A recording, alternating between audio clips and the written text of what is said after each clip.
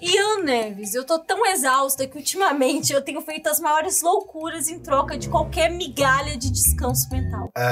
Você tá fazendo Bobbie Goods, Laura? Sabe aqueles livrinhos de colorir que custa, tipo, R$50? Você tá fazendo isso, né? Cara, eu odeio esse programa porque eu só ia contar que eu comprei um garfo gigante pra coçar minhas costas e me sentir relaxada. E agora eu tô querendo saber que papo torto é esse de livro, o que é isso e por que ele custa tão caro. Se você não sabe, Deus tem seus favoritos. Mas, na real, assim como você, Laura, tem muita gente com esgotamento mental, eu incluso. E no capitalismo, onde a gente vê sofrimento, eles, a burguesia, vê um novo mercado com oportunidade de lucro. Nota de rodapé. Pode ser, por exemplo, previdência, pode ser saúde, pode ser educação, tudo pode ser privatizado. E a privatização de presídios tem sido um dos mercados mais bizarros e cruéis que vem crescendo, e é sobre isso que a gente vai falar no programa de hoje. Use a mão invisível pra soltar a vinheta, DJ. Acho que a gente não repetiu nenhum até agora. Nenhum.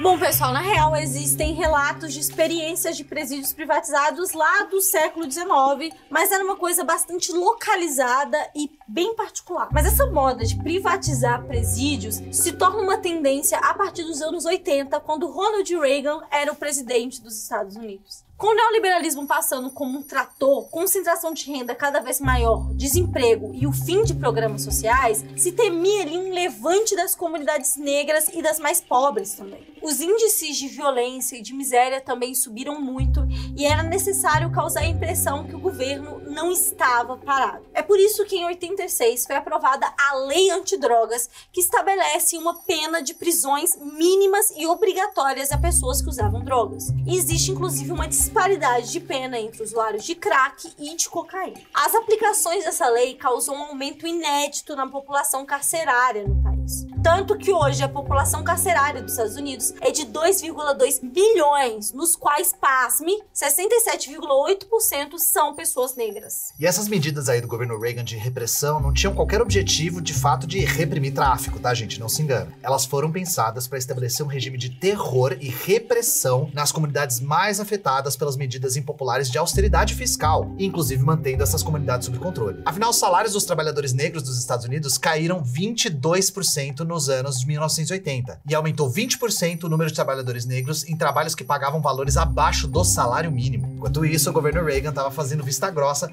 para o tráfico de cocaína na América Central, pois os contra na Nicarágua estavam lucrando com isso e financiando sua oposição aos sandinistas socialistas que estavam lutando pelo poder no país. Ou seja, o governo Reagan ajudava os contra e ao mesmo tempo criava justificativa para reprimir com força as comunidades mais afetadas por essas medidas de austeridade. Gente, o cenário descrito pelo Ian é péssimo, né? A vida das pessoas piorando, violência e abuso de drogas aumentando e agora pessoas negras sendo presas em massa e com menos chances de melhorar de vida quando saírem da cadeia. Essa é a visão que qualquer pessoa minimamente decente ou humana teria, mas a burguesia não vê essas pessoas como seres humanos e viram nesse cenário uma oportunidade de colocar mais dinheiro no bolso. Como? Entregando a gestão de presídios a empresas privadas. No período do Bill Clinton, sempre ele, o encarceramento em prisões privadas subiu 1.600%. Sim, eu não tô lendo aqui errado, o roteirista não ficou maluco, no caso o roteirista é o mesmo. Essas empresas firmam contratos com agências governamentais e recebem por detento. Quanto mais detento, mais lucro, ou seja, um sistema prisional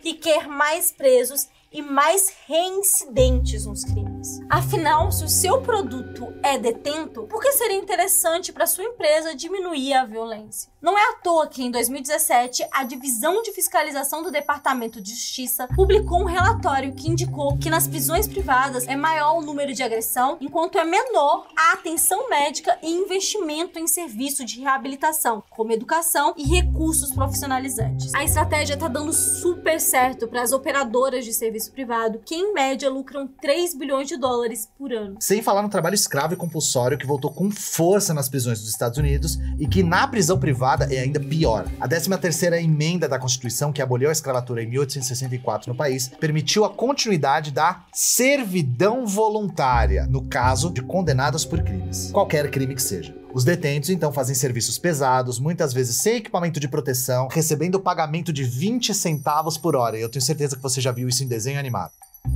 Diversos estudiosos e os próprios detentos estão chamando isso de escravidão moderna. Foi até título de um documentário da Netflix que fez muito barulho há alguns anos, mas que hoje meio que ninguém lembra, chamado 13ª Emenda. Em alguns estados é permitido que empresas possam usar mão de obra de detentos em produção. Entre as empresas que usam essa mão de obra muito barata estão IBM, Boeing, Motorola, Microsoft, AT&T Wireless, Texas Instruments, Dell, Compaq, Honeywell, Packard, North, Lucent Technology, Control the match by keep playing the left, the right. Districom, Intel, Northern, WA, Nordstrom, Revlon, Macy's, PR, Card, Target Stores e algumas outras. E esse problema é tão sério que em 97 foi cunhado um termo complexo prisional industrial para denunciar a privatização do sistema carcerário e a forma como a mão de obra é explorada nesses locais. Essas empresas, tanto as operadoras de presídios quanto as que exploram o trabalho, querem que continue crescendo exponencialmente a população carcerária. O fenômeno da exploração do trabalho acontece em presídios públicos e privados, mas nos privados, que possuem menos assistência, maior agressão e dedicam menos tempo à atividade de reabilitação, esse absurdo tende a ficar ainda mais bizarro, para dizer o mínimo. Fica muito evidente que essa forma de punição falhou nos Estados Unidos em diminuir as taxas de criminalidade. Eles seguem sendo o país com maior taxa de tiroteio em massa do mundo, uma criminalidade que só aumenta dia após dia e uma taxa altíssima de homicídio, principalmente para um país dito desenvolvido. Mas o modelo foi muito bem sucedido em tornar o sistema prisional lucrativo. A pressão de movimentos sociais, sobretudo da comunidade negra, foi tão forte que em 2016 o governo Obama declarou que iria diminuir gradativamente até a abolição as prisões privadas federais, mas mantendo o esquema intacto nas prisões estaduais. Ou seja, continuam existindo prisões privadas nos Estados Unidos com todos esses problemas, mas nas prisões federais esse sistema foi abolido, porque foi reconhecido que ele falhou. Laura, ainda bem que esse problema é só nos Estados Unidos, né? Britney. Eu sou de Ribeirão das Neves, a primeira cidade do Brasil a ter um presídio privado, e eu tenho algumas coisas pra te falar agora. Infelizmente, os Estados Unidos não param de exportar fracasso pro mundo E o Brasil de importar. E o Brasil de importar o que tem de pior. Mas qual que é o cenário que esse modelo encontra aqui no Brasil?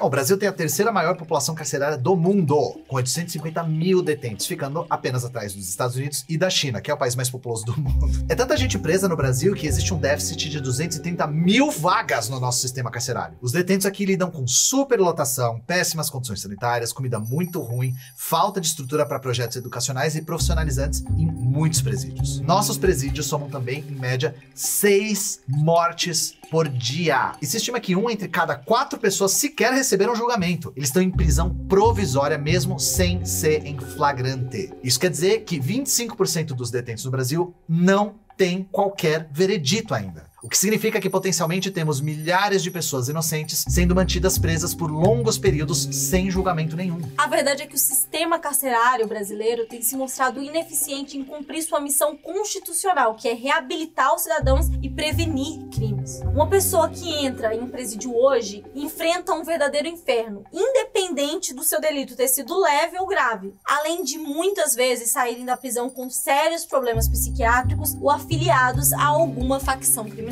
E é de conhecimento geral que os presídios brasileiros se tornaram verdadeiros centros de recrutamento dessas facções. Ou seja, esse sistema dá até impulso ao fortalecimento do crime organizado. Atualmente operam 70 facções dentro dos presídios brasileiros e as duas principais, o PCC e o Comando Vermelho, estão nos presídios de 25 estados brasileiros. O negócio ficou tão sério que em diversos lugares começaram a separar os pavilhões de presídios por facção. E o fenômeno da racialização também se repete no Brasil, um país com histórico escravista, que deixou um legado de racismo que infelizmente persiste e persiste muito. O histórico de exclusão e marginalização das pessoas negras no Brasil fez com que boa parte da parcela mais pobre de nosso país seja formada por negros e pardos. Pessoas negras do Rio de Janeiro e São Paulo têm 4,5 vezes mais chance de serem abordadas pela polícia do que pessoas brancas. 10% a mais de chance de terem prisões preventivas declaradas e também são negras 83% das pessoas presas por engano, por reconhecimento fotográfico. O resultado não tem como ser outro. 70% das pessoas privadas de liberdade hoje no Brasil são negras. Há uma evidente associação de parte das polícias em nosso país de pessoas negras ao crime. E isso está diretamente ligado ao papel que essas instituições exerceram e exercem no nosso país. Hélio Luz, o ex-delegado da Polícia Civil de São Paulo, chegou a dizer que a polícia não serve para garantir segurança pública, mas para manter a favela sob controle. É o famoso sincericídio. A polícia foi feita para fazer segurança de Estado, né? E segurança da elite. Eu faço política de repressão, entende? Em benefício do Estado, para proteção do Estado, tranquilamente. Mantém a favela sob controle. Essa visão de violência na periferia e mão amiga nos bairros ricos foi explicitada sem qualquer vergonha pelo comandante da Rota de São Paulo em 2017, o Ricardo Augusto Nascimento de Melo Araújo. Se ele for abordar a pessoa da mesma forma que ele abordaria uma pessoa aqui nos Jardins, ele vai ter dificuldade. Ele não vai ser respeitado. Da mesma forma, se eu coloco um da periferia para lidar, falar com a mesma forma, a mesma linguagem que uma pessoa da periferia fala aqui nos Jardins, ele pode estar sendo grosseiro com a pessoa dos Jardins ali que está andando. E vendo a atuação da polícia do Tarcísio, a gente tem todos os motivos para acreditar que a situação piorou e piorou muito. E todo esse conjunto de fatores levou o STF a constatar em 2023 que o sistema prisional brasileiro é um estado de coisas inconstitucional, dando 6 meses para que o governo brasileiro dê uma solução. Você tem 6 meses, se não vou fazer nada. Só que um dos problemas, além desse prazo ridículo, né, é que a gente tem uma coisa em vigor chamado arcabouço fiscal no país, que limita bastante os investimentos do governo federal, criado pelo governo federal. Que horas são? É hora de falar mal do arcabouço fiscal, porque toda hora é hora de falar mal do arcabouço fiscal. E uma das soluções encontradas para responder à demanda do sistema carcerário são as PPPs. PPPs nada mais são do que acordos em que o governo e empresas privadas se juntam para realizar obras ou prestar serviços públicos. No modelo PPP, iniciativa pública geralmente constrói, financia e o privado administra ou presta algum serviço. E que itens estavam na lista de PPPs estudadas pelo governo federal? Isso mesmo, o sistema prisional brasileiro. A real, gente, é que prisões com gestão privada não são novidade no Brasil, mas são experiências isoladas em alguns estados. E até o fim de 2023 existiam 32 prisões privadas no Brasil já. Em Minas Gerais, que é o país da Laura, né? Mais precisamente na cidade da Laura. Uhul! Ribeirão das Neves! O Complexo Prisional de Ribeirão das Neves completa 16 anos de funcionamento em 2025. Mas o incentivo dado pelo governo Lula com a emissão de crédito para que as empresas construam mais presídios torna tudo muito preocupante na real e aponta para a expansão desse modelo privado. 86 entidades enviaram notas técnicas para o governo federal protestando contra a inclusão de sistema prisional no plano de PPPs. E o modelo que está para ser aplicado no Brasil é o mesmo que deu errado nos Estados Unidos. O governo vai pagar por detento a operadora. Punir e reabilitar? Que nada. No lugar de tentar criar mecanismos de proteções eficazes, o negócio agora é lucrar com detentos e com a criminalidade. Em 2023, foi anunciada a construção do primeiro presídio do tipo em Erechim, no Rio Grande do Sul, que será administrado pela Soluções Serviços Terceirizados, se chama assim a empresa. Ela oferece soluções. E eles vão ganhar R$ 233 por detento a cada dia durante 30 anos. Que é o máximo de uma concessão, inclusive. Um valor 3 vezes mais alto do que custa um detento para o Estado nos presídios públicos. Que, inclusive, claramente é um dinheiro desviado por corrupção. Vamos aproveitar o momento para falar isso, porque todos vocês vão concordar que as comidas, os banheiros e as camas dos presídios não custam tanto que eles dizem que elas custam. Pra mão de quem que tá indo essa verba? É corrupção. Fora, Laura, que não houve nenhuma tentativa de corrigir alguns erros do sistema, como o fato de gente rica não ir a julgamento, nem em casos gravíssimos como homicídio e tráfico de droga, enquanto várias pessoas pobres são presas por engano.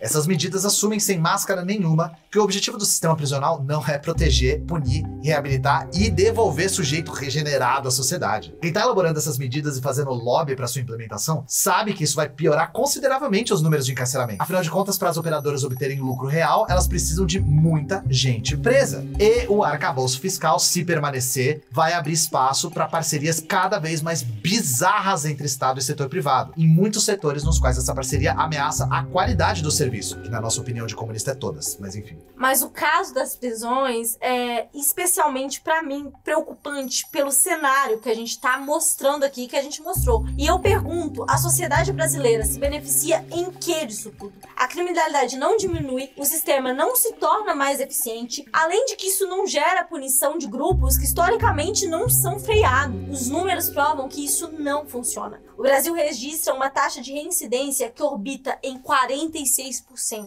E a direita ainda tem a coragem de viver dizendo que a esquerda não tem projeto para segurança pública, o que é claramente mentira. Qual que é o grande projeto da direita para segurança pública? Gastar bilhões de forma ineficaz ou entregar presídios para que empresários ganhem dinheiro com a criminalidade? Para mim, parece ser as duas coisas. É as duas coisas. E tem um ponto importante aqui. Se a população carcerária tá aumentando, quer dizer que ou a criminalidade não tá diminuindo, ou que as pessoas estão sendo presas por motivos cada vez mais insignificantes. E tem uma terceira possibilidade, que inocentes estão sendo presas, né? As três alternativas são horríveis. Como que isso é uma proposta séria de segurança pública? A gente viu que nos Estados Unidos, e aqui, quanto mais aumenta a desigualdade, mais aumenta a repressão. Quanto maior a pobreza, pior fica a segurança pública. Enquanto eles lucram com o aumento da criminalidade, quem sofre somos nós, aqui na ponta. Para eles, um sistema jurídico que prende quem rouba carne, mas deixa solto quem aplica golpes milionários, não é problema nenhum. Mas pra gente, é uma injustiça enorme que afeta nossas vidas todos os dias. E a gente só consegue lutar contra esse sistema de forma coletiva, por favor, de forma coletiva.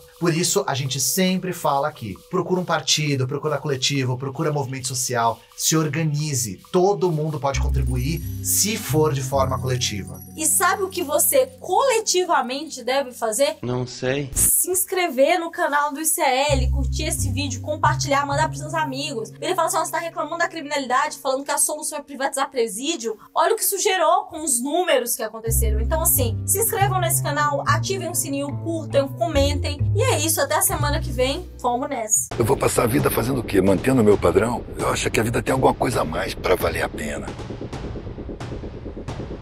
O privilégio da classe média é reproduzir o conhecimento legítimo. As boas universidades, línguas estrangeiras. Filosofia é amizade pela sabedoria ou amor ao saber. O ser humano é um ser de desejo, não tem limites. Aqueles que lutam pela vida, lutam por Jesus, ainda que nele não tenham fé. We don't have a sharing of wealth, sharing of power, and sharing of status, even a sharing of dignity, I think. The events of 1945 led to the establishment of the Doomsday Clock. With the question of capitalism's tendency. Noi produciamo una ricchezza crescente, ma qual è il problema dell'economia? I am the eldest daughter, boxing legend Muhammad Ali.